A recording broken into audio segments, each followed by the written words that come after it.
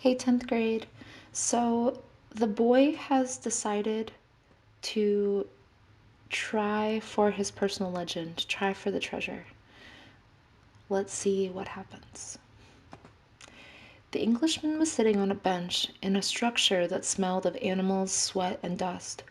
It was part of a warehouse, part corral. I never thought I'd end up in a place like this, he thought, as he leafed through the pages of a chemical journal. 10 years at university, and here I am in a corral. But he had to move on. He believed in omens. All his life and all his studies were aimed at finding the one true language of the universe. He had studied Esperanto, then the world's religions, and now it was alchemy. He knew how to speak Esperanto. He understood all the major religions as well, but he wasn't yet an alchemist. He had unraveled the truths behind important questions, but his studies had taken him to a point beyond which he could not seem to go. He tried in vain to establish a relationship with an alchemist, but the alchemists were strange people who thought only about themselves and almost always refused to help him. Who knows? Maybe they had failed to discover the secret of the master work, the philosopher's stone, and for this reason kept their knowledge to themselves. He had already spent much of the fortune left to him by his father, fruitlessly seeking the philosopher's stone. He had spent enormous amounts of time at the great libraries of the world and had purchased all the rarest and most important volumes on alchemy. In one he had read that many years ago a famous Arabian alchemist had visited Europe. It was said that he was more than 200 years old, and that he had discovered the philosopher's stone and the elixir of life. The Englishman had been profoundly impressed by the story, but he would never have thought it more than just a myth. Had not a friend of his, returning from an archaeological expedition in the desert, told him about an Arab that was possessed of exceptional powers? If he lives at the El Fayoum Oasis, his friend had said, and people say that he is 200 years old and he is able to transform any metal into gold. The Englishman could not contain his excitement. He canceled all of his commitments and pulled together the most important of his books, and now here he was, sitting inside a dusty, smelly warehouse outside a huge caravan was being prepared for a crossing of the Sahara and was scheduled to pass through Al Fayoum. I'm going to find that damned alchemist, the Englishman thought, and the odor of the animals became a bit more tolerable. A young Arab, so loaded down with baggage, entered and greeted the Englishman. "Where are you bound?" asked the young Arab. "I'm going into the desert," the man answered, turning back to his reading. He didn't want any conversations at this point. What he needed to do was review all that he had learned over the years, because the alchemist would certainly put him to the test. The young Arab took out a book and began to read. The book was written in Spanish. Excuse me. That's good, thought the Englishman. He spoke Spanish better than Arabic, and if this boy was going to Al Fayoum, there would be someone to talk to when there were no other important things to do. "That's strange," said the boy, as he tried once again to read the burial scene that began the book. "I've been trying for 2 years to read this book, and I never get past these first few pages." Even without a king to provide an interruption, he was unable to concentrate. He still had some doubts about the decision he had made, but he was able to understand one thing: making a decision was only the beginning of things. When someone makes a decision, he is really diving into a strong current that will carry him to places he had never dreamed of when he first made that decision. "When I decide to seek out my treasure, I never imagined that I wind up working in a crystal shop," he thought. "And joining this caravan may have been my decision, but where it goes is going to be a mystery to me." Nearby was the Englishman reading a book. He seemed unfriendly and had looked irritated when the boy had entered. They might have even become friends, but the Englishman closed off the conversation. The boy closed his book. He felt that he didn't want to do anything that might make him look like the Englishman. He took Urim and Thummim from his pocket and began playing with them. The stranger shouted, "Urmum and Thurmum!" And in a flash the boy put them back in his pocket. "They're not for sale," he said. "They're not worth much," the Englishman answered.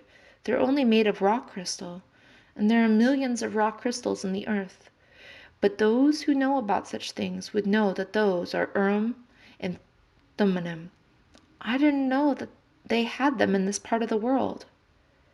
"They were given to me as a present by a king," the boy said. The stranger didn't answer. Instead, he put his hand in his pocket and took out 2 stones that were the same as the boy's. "Did you say a king?" he asked.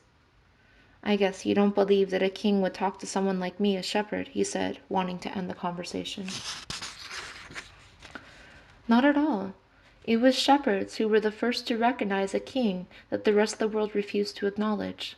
So it is not surprising that kings would talk to shepherds." And he went on, fearing that the boy wouldn't understand what he was talking about. "It's in the Bible, the same book that taught me about Urim and Thummim." Sorry, you guys. "These stones were the only form of divination permitted by God. The priests carried them in a golden breastplate." The boy was suddenly happy to be there at the warehouse. "Maybe this is an omen," said the Englishman half aloud. "Who told you about omens?" The boy's interest was increasing by the moment. "Everything in life is an omen," said the Englishman, now closing the journal he was reading. "There is a universal language, understood by everybody, but already forgotten. I am in search of that universal language, among other things. That is why I'm here. I have to find a man who knows that universal language, an alchemist." The conversation was interrupted by the warehouse boss. "You're unlucky too," the fat Arab said. "There's a caravan leaving today for Al-Fayoum." "But I'm going to Egypt," the boy said. "Al-Fayoum is in Egypt," said the Arab. "What kind of an Arab are you?" "That's a good luck omen," the Englishman said, after the fat Arab had gone out. "If I could, I'd write a huge encyclopedia just about the words luck and coincidence. It's with those words that the universal language is written." He told the boy it was no coincidence that he had met him with Urim and Thummim in his hand, and he had asked the boy if he, too, were in search of the alchemist. "I'm looking for a treasure," said the boy, and he immediately regretted having said it. But the Englishman appeared not to attach any importance to it. "In a way, so am I," he said. "I don't even know what alchemy is," the boy was saying, when the warehouse boss called them to come outside. "I'm the leader of the caravan," said the dark-eyed, bearded man. "I hold the power of life and death for every person I take with me. The desert is a capricious lady, and sometimes she drives men crazy." There were almost 200 people gathered there, and 400 animals, camels, horses, mules, and fowl. In the crowd were women, children, and a number of men with swords at their belts and rifles slung on their shoulders. The Englishman had several suitcases filled with books. There was a babel of noise, and the leader had to repeat himself several times for everyone to understand what he was saying. "There are a lot of different people here, and each has his own God. But the only God I serve is Allah, and in His name I swear that I will do everything possible once again to win over the desert. But I want each and every one of you to swear by the God you believe in, and that you will follow my orders no matter what. In the desert, disobedience means death." There was a murmur from the crowd. Each was swearing quietly to his or her own God. The boy swore to Jesus Christ. The Englishman said nothing, and the murmur lasted longer than a simple vow would have. The people were also praying to heaven for protection. A long note was sounded on a bugle, and everyone mounted up. The boy and the Englishman had bought camels and climbed uncertainly onto their backs.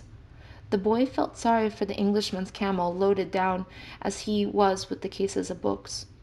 "There's no such thing as coincidence," said the Englishman, picking up the conversation where it had been interrupted in the warehouse.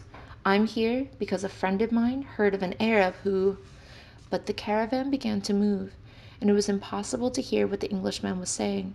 The boy knew what he was about to describe, though: the mysterious chain that links one thing to another, the same chain that had caused him to become a shepherd, that had caused his recurring dream, and that had brought him to the city near Africa to find a king and to be robbed in order to meet a crystal merchant.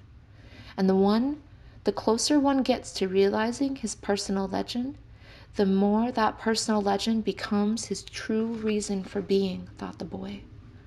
The caravan moved toward the east. It traveled during the morning, halted when the sun was at its strongest, and resumed late in the afternoon. The boy spoke very little with the Englishman, who spent most of his time with his books. The boy observed in silence the progress of the animals and the people across the desert. Now everything was quite different from how it was the day they had set out, then. There had been confusion and shouting, the cries of children, the whinnying of animals, all mixed with the nervous orders of the guides and the merchants. But in the desert, there was only the sound of the eternal wind and of the hoof beats of the animals. Even the guides spoke very little to one another. "I've crossed these sands many times," said one of the camel drivers one night. "But the desert is so huge and the horizon so distant that they make a person feel small and as if he should remain silent." We'll find out what happens tomorrow. Listen tomorrow, 10th grade.